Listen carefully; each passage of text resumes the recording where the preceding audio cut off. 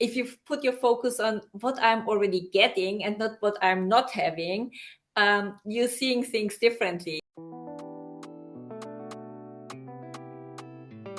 Welcome to the Secrets of Being podcast. I'm Dr. Dawn Earhart-Whitty, your guide on a transformative journey of personal development and discussions of universal truths. Join me and a panel of life coaches and spiritual leaders from around the world discussing how to handle some of life's greatest challenges. We will be sharing stories of love, faith, and inspiration with you, our faithful listeners, to live your happiest and most fulfilling life, full of purpose and passion for yourself, your families, and the world. We are here to be the change we wish to see. Let the conversation begin.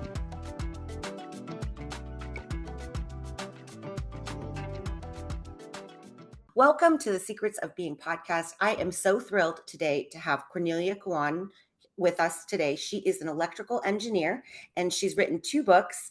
The first one is called Change Your Energy, Change Your Life. And the second one that's recently come out is an abundance journal.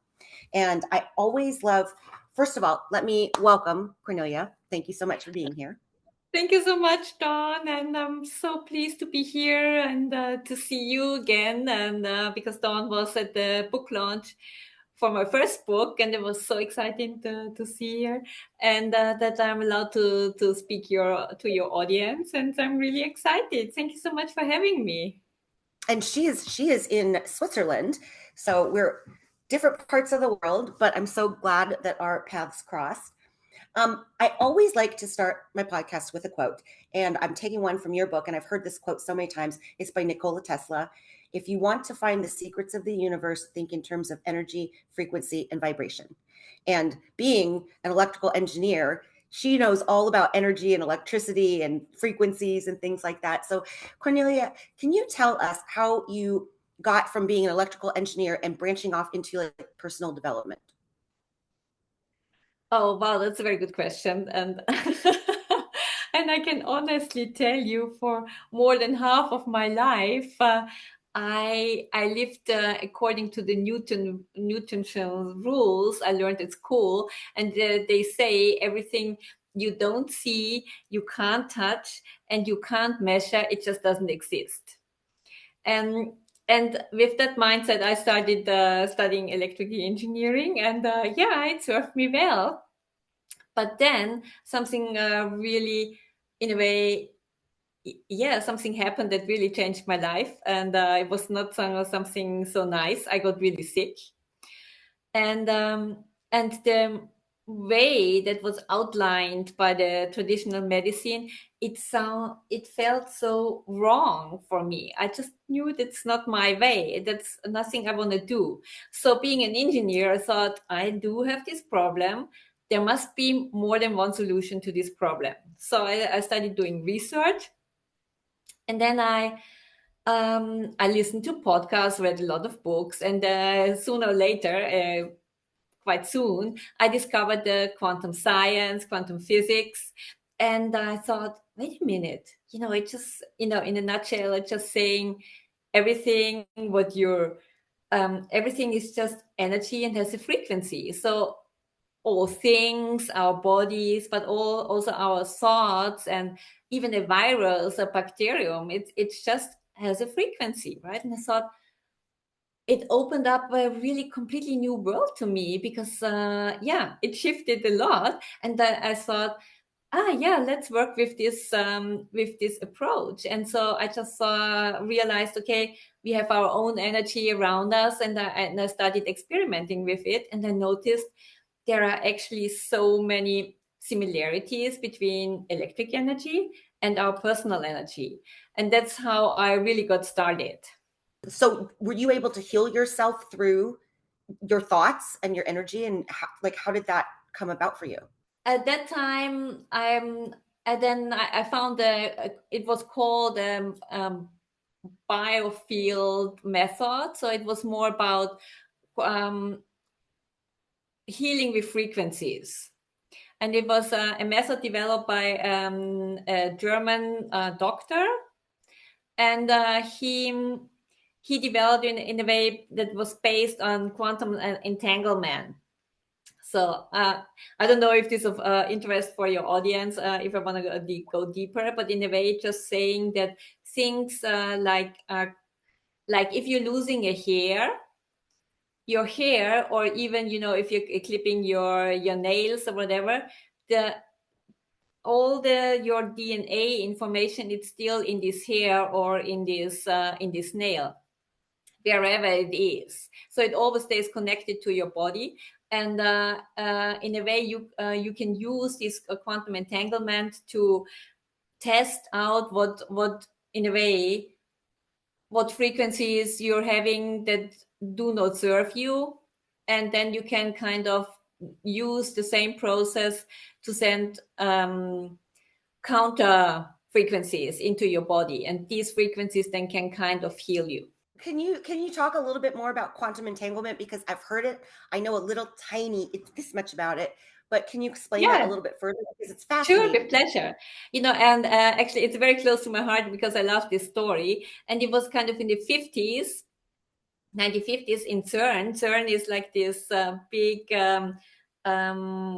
research center in Western Switzerland.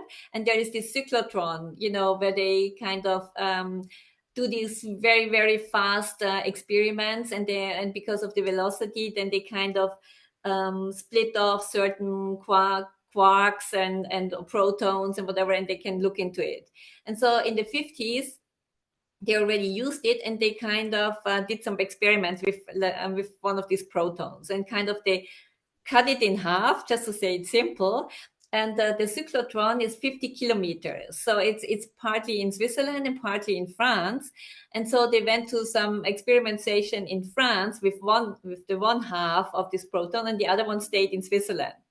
And then they did some experiments, they put some charge on it and whatever, and then they came back to Switzerland, and one of the scientists, for some reason, he went back to the other half that stayed in Switzerland, and then he checked it, and he figured out, interesting, right? Because that half they didn't do any experiments on had the same charge as the one they were working on in France. And then they noticed, and they thought, okay, let's experiment with it. And then they figured out with their measurement that when they put some charge on this one half, in the same moment like this, the other half had the same charge, and they were not connected whatever, and it was faster than the speed of light. So they didn't understand what was happening at that time, and even Einstein couldn't explain it, because Einstein called it the Spuksche Fernbeziehung, that's the German one. He couldn't explain, that's why he called it kind of a non-explainable connection. He thought maybe because they were cut in half, maybe there's some genes that make them connect. And later on, it was discovered that there is this quantum field, and via the quantum field, via all these things that were separated, they stay connected.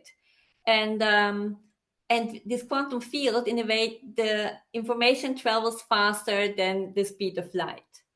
And that's why they figured later out that this communication between these two proton halves was because of the quantum field.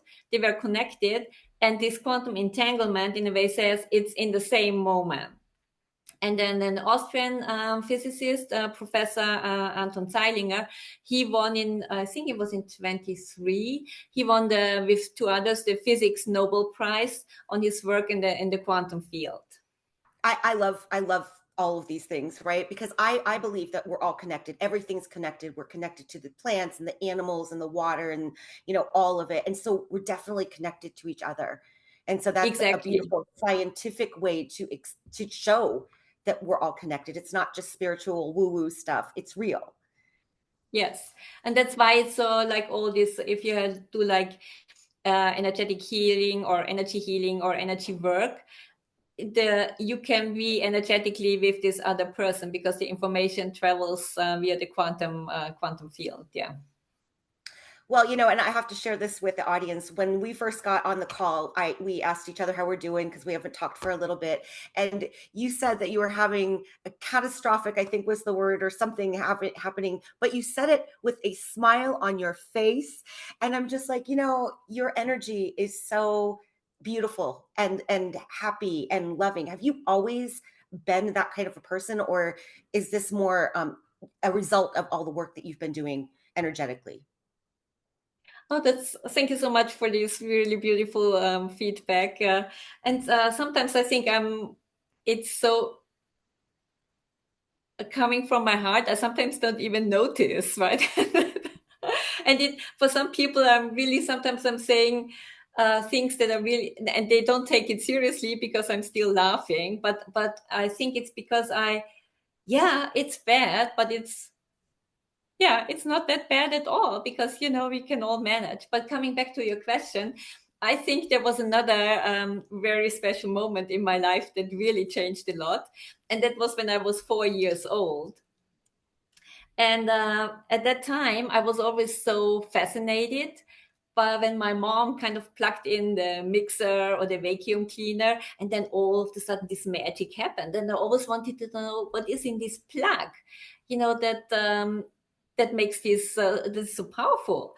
And so one afternoon, I was in the backyard, and then I found a big, long, rusty nail. And then I sneaked back into my room, yes, and I did something I'm never ever recommending anybody doing. But then I was standing there, and then now I want to know what's in there. And the next thing I remember, that was kind of lying in the middle of my room, and my mom was bending over me. And then so luckily the security system was fast enough for me, but still I was kind of hit and thrown backwards. And in a way that had a huge impact on my life, because at that moment I decided this is so powerful. I really want to know how it gets into this socket. And that's why I then studied electrical engineering. And I think what also happened, maybe I'm making it up, but I think it has something to do with it. Since then, I really have so much energy.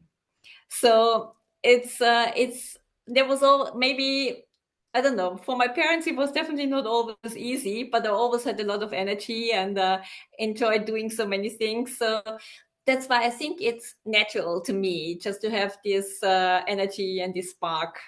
But now I also know how to teach it to others so they can have this energy as well. What was your inspiration to write this abundance journal? And how do you want people to receive that? What do you want people to get out from this book? I think my heart is into personal energy management, or this energy work, right? And all these energy exercises, because I think the magic really happens when you stop managing your time but start managing your energy. And there's so many things you can shift and release from your system, and it's really so much easier than mindset work. And so, but what I also noticed is that we all have our blind spots. And so sometimes, and I like experimenting and working with myself, but I noticed, sometimes I don't see things, right? And then I need somebody else to mirror it to me, and so I can work on it. And then I thought, why don't do an experiment with myself? I always love doing that. And so what I decided in a way is that, because I tried journaling a couple of times, but it never stayed with me. And so I thought, okay, let's do an experiment. And I used journaling in a way to find my blind spots, and then I could work on them with my energy tools. That was kind of the ideas. And that's in a way, and I thought I will do it with a certain specific goal. And this goal was, all of a sudden it was in my head, and I thought, yeah, you kind of journal.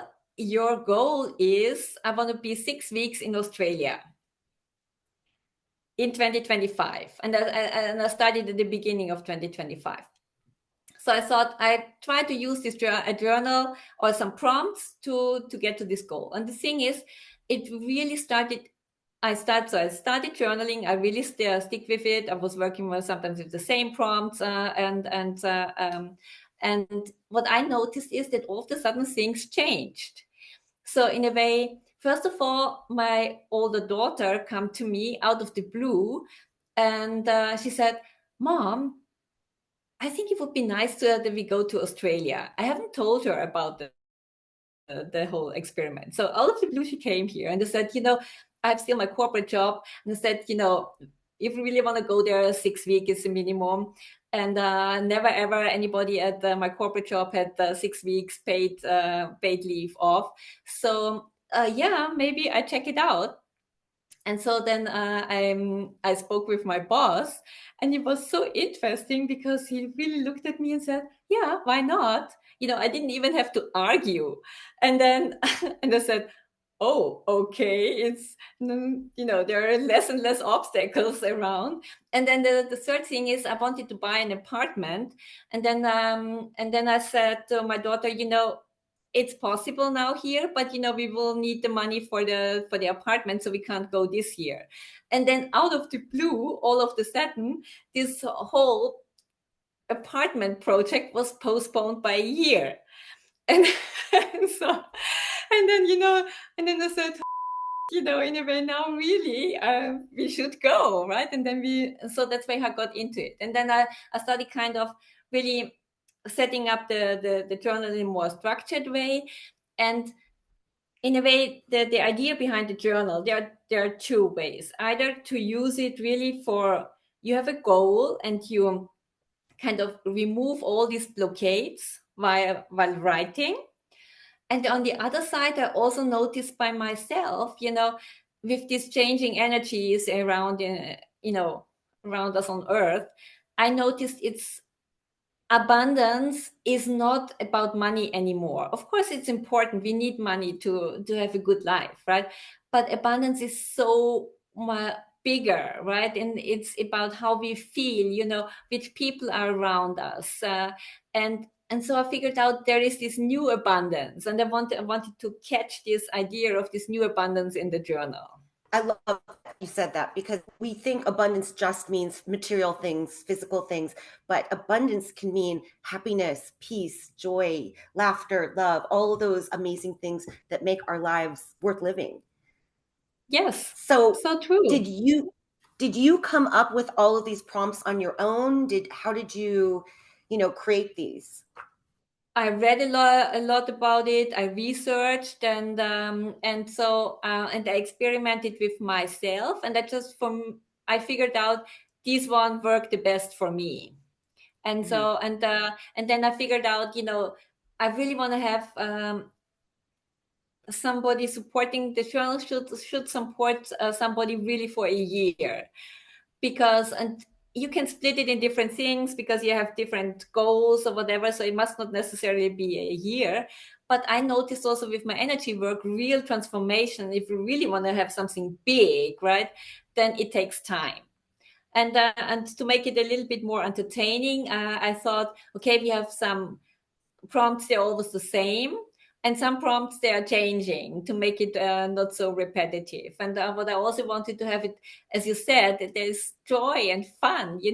Abundance should be elevating. So that's why I had the idea of adding these word search puzzles, because I thought, it's a way there should also be some fun included, and so that's kind of the package. And so now each week has its own topic, and also the word search is related to the topic, to have a theme for a week, but you can go by theme, or you just can continue and surprise yourself, be surprised what's next, and follow the flow. Well, I can't wait to start doing the exercises, because I've been reading it and it's fantastic, and I need to get a little bit more consistent. But so you said when you first started, so from the time you first started doing this experiment on yourself till the whole Australia thing came, how long had you been doing that for that to start coming into your life? I think so. I started at the beginning of the year, And so I think we booked then the flight to Australia in May. So Wow. so it was about 5 months to get the money, the free. Somebody is traveling with me because I didn't want to go alone, and yeah, to agree on where we definitely want to go. So yeah, it was like 4.5 months or so.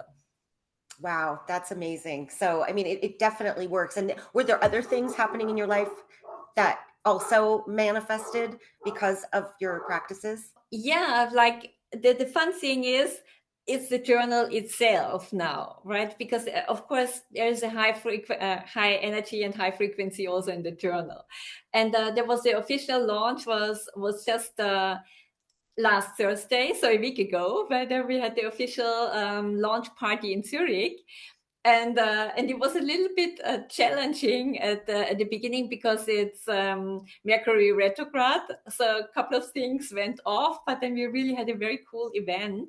But what I noticed since this party is very interesting because I checked on Amazon and on Amazon DE, and there in the launch week, the journal ranked at number 122 of financial books on Amazon in Germany. Can you imagine? And I thought it's ranked as a financial book, and I thought, yeah, that's this new abundance. That's where it belongs, right? To look at finance from a completely different perspective.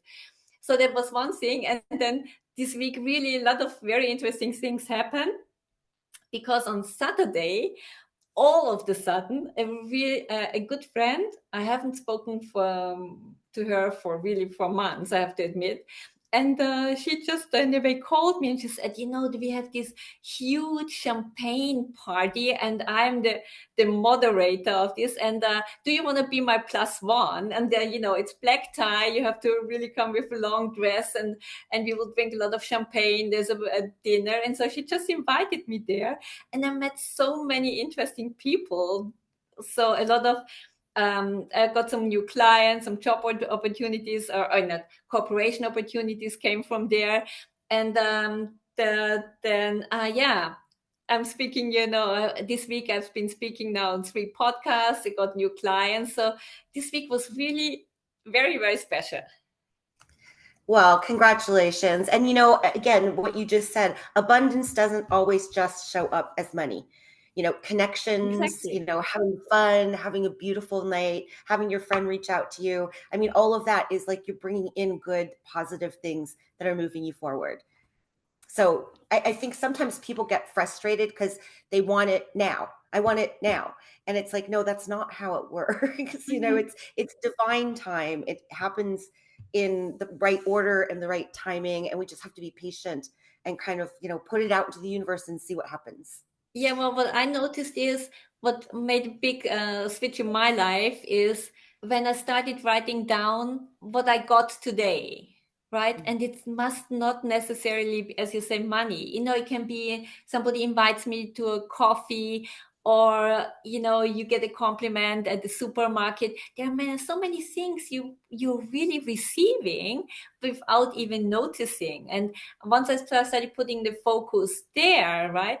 That also changed a lot because if you put your focus on what I'm already getting and not what I'm not having, you're seeing things differently. And that's why more and more things are coming into my life. And that's why I think this is probably the key thing. And I think it's also one exercise in the journal to have this list maybe on your fridge, then you in the evening really write down, or maybe at the end of the week, what did I receive for free. And there's just a fun thing because I went with a colleague for lunch. We went out for lunch, right? And then we walked along the street, and all of a sudden he bent down and picked up, there was 20 francs note on the floor, and he just picked it up.